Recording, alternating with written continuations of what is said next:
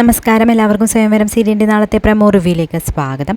അങ്ങനെ രാജധരൻ രണ്ട് കൽപ്പിച്ചിറങ്ങി ഓട്ടോ ചെയ്യുന്നത്. തനിക്ക് വിലങ്ങുതടിയായി നിൽക്കുന്ന ആരായാലും അവരെ ഇല്ലാതാക്കാൻ വേണ്ടി രാജേന്ദ്രൻ തീരുമാനിക്കുകയാണ് ചെയ്യുന്നത്. രാഖിയും രാജീവനും തിരുവനന്തപുരത്തേക്ക് തിരിച്ചിട്ടുണ്ടെന്നും അനിരുദ്ധൻ്റെ കയ്യിൽ നിന്ന് വിവരങ്ങൾ ശാരിയെപ്പറ്റിയുള്ള അറിയുമെന്ന് മനസ്സിലാക്കുന്ന രാജേന്ദ്രൻ രാഖിയും രാജീവനും തീർക്കാനും തീരുമാനിക്കുക കേട്ടോ ചെയ്യുന്നത്. രാഖിയാണെങ്കിൽ രാജേന്ദ്രൻ്റെ ചതി മനസ്സിലാക്കുന്നു. ശാരികയെ അന്വേഷിച്ചിട്ടാണ് കൊച്ചേട്ടൻ തിരുവനന്തപുരത്തേക്ക് പോയിരിക്കുന്നത്. നമുക്ക് എത്രയും പെട്ടെന്ന് തിരുവനന്തപുരത്ത് എത്തണമെന്നും ഇല്ലെങ്കിൽ അപകടമാണെന്നും പറഞ്ഞുകൊണ്ട് രാജീവനെയും കൂട്ടിക്കൊണ്ട് പോകാട്ടോ ചെയ്യുന്നത്. അപ്പോൾ രാജീവന് തോന്നുന്നുണ്ട് ഇത്രയ്ക്ക് ആത്മാർത്ഥമായിട്ട് ശാരിക അന്വേഷിക്കാൻ വെറുതെ ഒന്ന് കാണാൻ വേണ്ടി മാത്രമൊന്നുമല്ല, എന്തോ ഒന്ന് രാഖി മനസ്സിൽ കരുതുന്നുണ്ട്, എന്തോ ഒരു രഹസ്യം തന്നിൽ നിന്ന് ഒളിപ്പിച്ച് വെക്കുന്നുണ്ട് എന്നൊക്കെ രാജീവന് ബോധ്യപ്പെടുക കേട്ടോ ചെയ്യുന്നത്.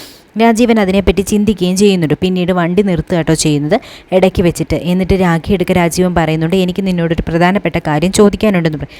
എന്താ രാജീവേട്ടാൻ ചോദിക്കുമ്പോഴത്തേക്കും രാജീവൻ ചോദിക്കുന്നുണ്ട്, വെറുതെ ശാരികയെ കാണാനൊന്നുമല്ല നീ പോകുന്നത്, ശാരികയെ കണ്ടിട്ട് നിനക്ക് എന്തോ ഒരു ആവശ്യം നടത്തിയെടുക്കാനുണ്ട്, അതിന് വേണ്ടിയിട്ടാണെന്ന് പറയുന്നത്. അപ്പോൾ ഉടനെ തന്നെ രാഖി പറയുന്നുണ്ട് കേട്ടോ, എന്നെ സംശയിക്കേണ്ട രാജീവേട്ട, എനിക്ക് രാജീവേട്ടൻ്റെ കുട്ടികളുടെ സ്നേഹമായിരുന്നു ഏറ്റവും പ്രധാനം, അതെനിക്ക് തിരിച്ചു കിട്ടി, നഷ്ടപ്പെട്ടു പോയി എന്ന് വിചാരിച്ചതാണത്. അതുപോലെ എനിക്ക് നഷ്ടപ്പെട്ടു പോയ എൻ്റെ സുഹൃത്തിനെയും എനിക്ക് തിരിച്ചു വേണം, അതിന് വേണ്ടിയിട്ടാണ് ഞാൻ അവളെ തിരക്കി പോകുന്നതെന്നും അവളെ ഞാൻ ഒരുപാട് ദ്രോഹിച്ചിട്ടുണ്ടെന്നും അതിനുള്ള പ്രായശ്ചിത്തമാണ് ഞാനിനി ചെയ്യാൻ പോകുന്നതും, അതുകൊണ്ട് നമ്മുടെ കുടുംബത്തിന് ഗുണം മാത്രമേ ഉണ്ടാവത്തുള്ളൂ എന്നും സത്യങ്ങൾ തുറന്നു പറയാനുള്ള സമയമായിട്ടില്ല എന്നും ശാരികയും കൂടെ കണ്ടെത്തിയതിന് ശേഷം ഞാൻ എല്ലാം രാജീവേട്ടനോട് തുറന്നു പറയാമെന്നും പറയാട്ടോ ചെയ്യുന്നത്. പക്ഷേ അതുവരെ രാജീവേട്ടൻ എൻ്റെ കൂടെ നിൽക്കണമെന്നും ശാരികയെ കണ്ടെത്താൻ സഹായിക്കണമെന്നും പറയുന്നു. നല്ല മനസ്സോടു കൂടി തന്നെയാണ് ഞാനിത് ചെയ്യുന്നത്, ആരെയും ദ്രോഹിക്കാൻ വേണ്ടിയിട്ടല്ല എന്ന് പറയാട്ടോ ചെയ്യുന്നത്. രാഖി പറയുന്നത് കേൾക്കുന്ന രാജീവൻ അത് വിശ്വസിക്കുകയും ചെയ്യുന്നു. ഇവിടെ രാജേന്ദ്രനാണെങ്കിൽ ഗരുഡനെ വിളിച്ച് വരുത്തുകയാണ് കേട്ടോ ചെയ്യുന്നത്. ഗരുഡൻ അപ്പോൾ ജയിലിൽ നിന്ന് പുറത്തിറങ്ങുന്നുണ്ട്.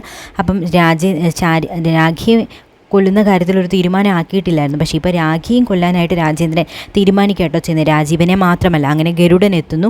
ഗരുഡനുമായിട്ട് അതായത് പത്തനംതിട്ടയ്ക്കത്തേക്ക് ഒരു ഫാമിലി, ഒരു ഭാര്യയും ഭർത്താവും വന്നിട്ടുണ്ട്, അവരെ രണ്ടുപേരെയും തീർക്കണമെന്ന് തന്നെ പറയാട്ടോ ചെയ്യുന്നത് ഗരുഡൻ്റെ അടുക്കെ. അങ്ങനെ ഗരുഡൻ അവരുടെ ഫോട്ടോയും കൈമാറുന്നുണ്ട്. എൻ്റെ പെങ്ങളൊക്കെയാണ്, പക്ഷേ എനിക്ക് വിലങ്ങുതടി ആയിക്കഴിഞ്ഞാൽ പെങ്ങളെന്നോ അമ്മയെന്നോ ചേട്ടനെന്നോ ഭാര്യയെന്നോ ഞാൻ നോക്കില്ല എന്ന് തീർത്ത് പറയാട്ടോ ചെയ്യുന്നത്. പിന്നീട് കാണിക്കുന്ന രാജീവനും രാഖിയും കൂടെ വീണ്ടും തിരുവനന്തപുരത്തേക്ക് പോയിക്കൊണ്ടിരിക്കുമ്പോഴത്തേക്കും നടക്കുന്ന ഒരു സംഭവം കേട്ടോ, വേറൊന്നുമല്ല, ഒരു ഞെട്ടിക്കുന്ന വാർത്തയാണ് രാഖിയെ തേടി വരുന്നത് കേട്ടോ.